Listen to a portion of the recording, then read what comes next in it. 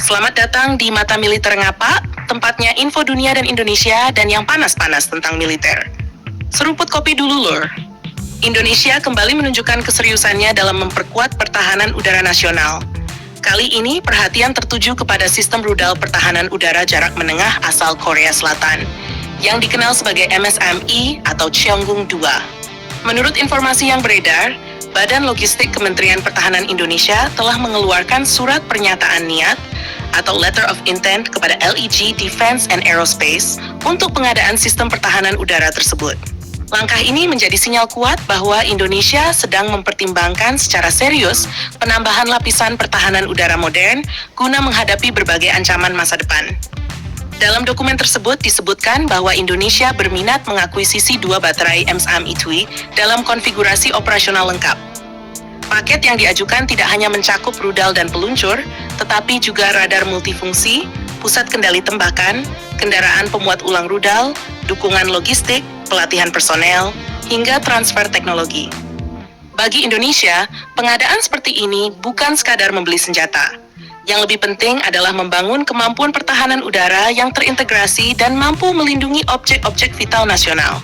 Saat ini, perkembangan teknologi militer bergerak sangat cepat. Ancaman tidak lagi hanya datang dari pesawat tempur, tetapi juga drone, rudal jelajah, hingga rudal balistik yang mampu menyerang sasaran dari jarak jauh dengan kecepatan tinggi. Karena itulah sistem pertahanan udara menjadi salah satu kebutuhan paling mendesak bagi banyak negara, termasuk Indonesia. MSAM-I sendiri merupakan hasil pengembangan industri pertahanan Korea Selatan. Sistem ini dikembangkan oleh Agency for Defense Development dan diproduksi oleh LEG Defense and Aerospace. Dalam beberapa tahun terakhir, Cheonggung 2 berhasil menarik perhatian dunia karena mampu bersaing dengan sistem pertahanan udara modern dari berbagai negara besar. Sistem ini menggunakan kendaraan militer 8x8 yang memiliki mobilitas tinggi. Seluruh komponen penting dapat bergerak bersama sehingga memungkinkan perpindahan posisi secara cepat apabila situasi medan mengharuskan demikian. Dalam satu baterai, biasanya terdapat beberapa kendaraan peluncur rudal, radar multifungsi, pusat kendali tembakan, kendaraan pengisian ulang amunisi, serta kendaraan pendukung tenaga listrik. Semua elemen tersebut bekerja secara terintegrasi untuk mendeteksi, melacak, dan menghancurkan ancaman udara.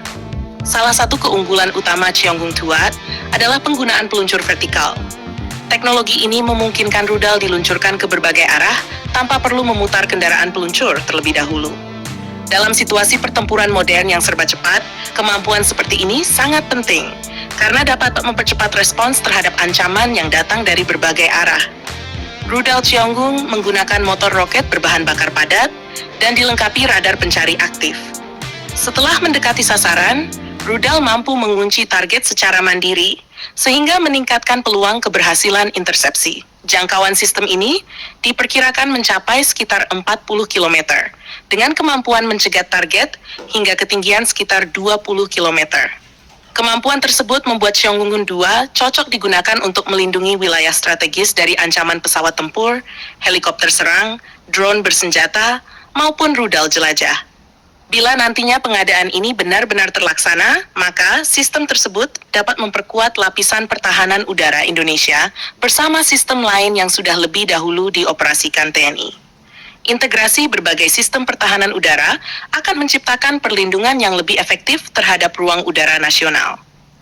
Menariknya, dalam dokumen tersebut juga tercantum keinginan Indonesia untuk memperoleh paket offset dan transfer teknologi. Artinya, Indonesia tidak hanya ingin menjadi pembeli, tetapi juga memperoleh manfaat berupa peningkatan kemampuan industri pertahanan dalam negeri. Transfer teknologi dapat membuka peluang bagi perusahaan nasional untuk mempelajari sistem radar, integrasi komando dan kendali, pemeliharaan rudal, hingga pengembangan kemampuan teknis yang bermanfaat dalam jangka panjang. Meskipun demikian, masih terdapat beberapa tahapan yang harus dilalui sebelum pengadaan benar-benar terrealisasi.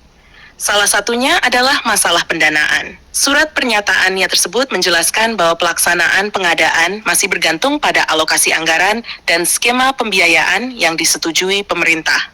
Karena itu, LOI ini belum berarti kontrak final, melainkan langkah awal yang menunjukkan keseriusan kedua pihak untuk melanjutkan proses menuju tahap berikutnya.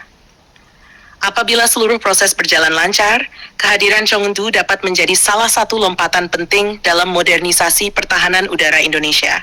Sistem ini menawarkan kombinasi radar modern, rudal berpemandu aktif, mobilitas tinggi, serta potensi kerjasama industri yang cukup menarik bagi kebutuhan pertahanan nasional. Kini perhatian tertuju pada perkembangan negosiasi selanjutnya.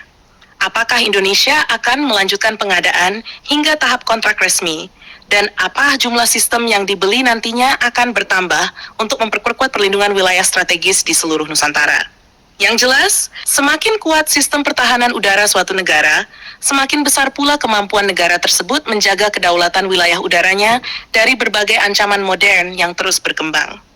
Jangan lupa subscribe, like, dan komen di bawah sambil ngopi.